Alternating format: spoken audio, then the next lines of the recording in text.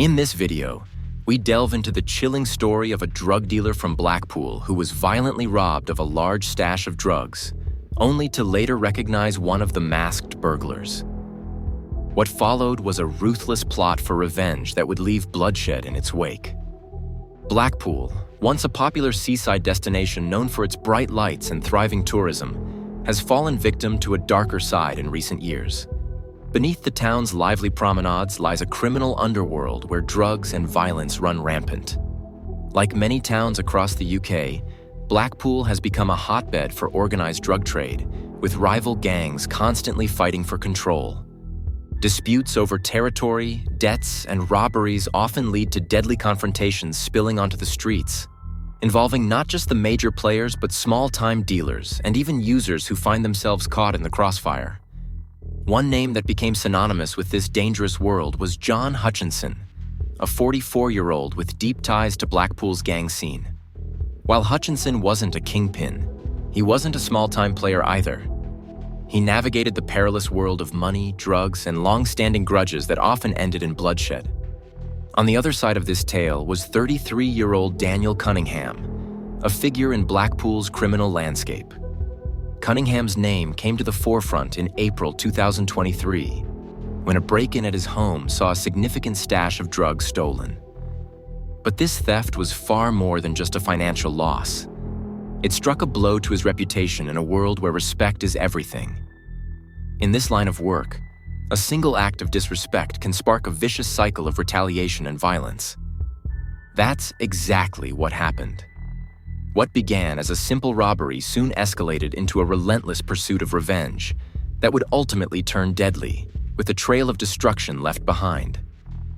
It was the early hours of April 10, 2023, when Cunningham was jolted awake by a sound from downstairs. Still groggy, he listened intently. It sounded like a door opening, followed by heavy footsteps in the kitchen. Then, silence. But it didn't last long. The footsteps resumed, now rushing up the stairs. Before Cunningham could react, 4 masked men burst through the bedroom door, one wielding a hammer. They demanded to know where the drugs were hidden. Cunningham, not wanting to risk further violence, quickly complied, revealing the stash's location. Without hesitation, the men grabbed the drugs and fled the scene. But Cunningham's girlfriend, in a panic, immediately called the police. When questioned, Cunningham claimed he didn't recognize any of the thieves, insisting they had only asked for money and valuables. But behind closed doors, Cunningham knew exactly who one of them was. He recognized the voice and eyes of one of the intruders, a detail he kept to himself, refusing to share it with the authorities. Instead, Cunningham took matters into his own hands. Within an hour of the robbery, he was on the phone with his contacts in Merseyside, calling for backup to get his drugs back. What started as a robbery would soon spiral into something far more lethal. To carry out his revenge, Cunningham enlisted the help of 2 men from Liverpool, Lee Clark and David Bond, both 33 years old. These men were no strangers to violence, and Cunningham knew they had the kind of reputation that would make a statement. They didn't hesitate for a second. They hopped in their car and drove straight to Blackpool. Meanwhile, Cunningham also teamed up with Darren McCabe, a 47-year-old local known for his ability to track people down. McCabe was paid handsomely for his help and was tasked with locating Hutchinson and keeping Cunningham informed. McCabe's efforts soon paid off. He learned that Hutchinson was hiding at a friend's flat on Scorton Avenue in Blackpool and relayed the information to Cunningham, Clark, and Bond. The plan was set in motion. As night fell on April 10, 2023, Cunningham, Clark, and Bond arrived at the location. Hutchinson, having stolen the drugs, was laying low, hoping the heat would die down. But Cunningham had other plans.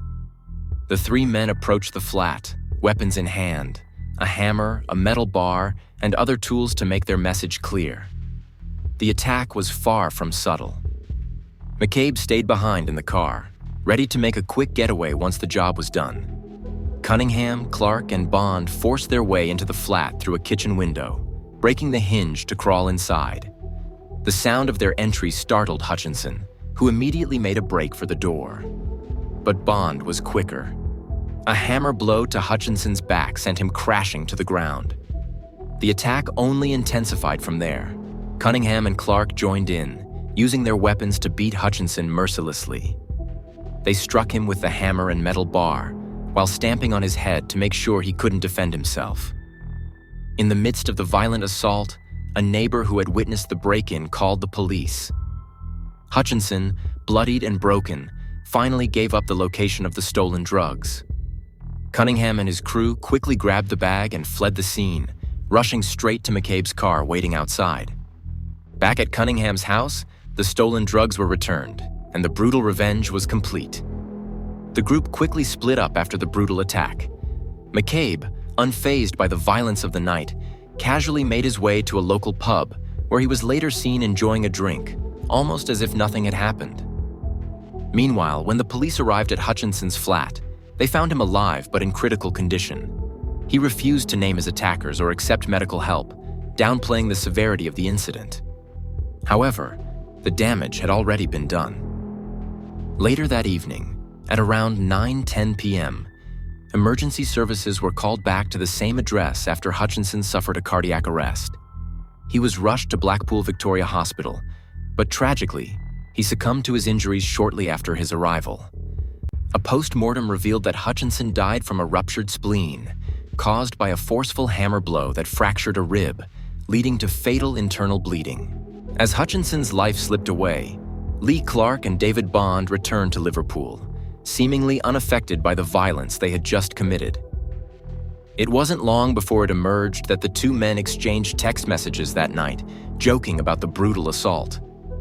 Bond, still feeling the physical effects of the attack, messaged Clark, complaining, "Lad, my foot's killing me."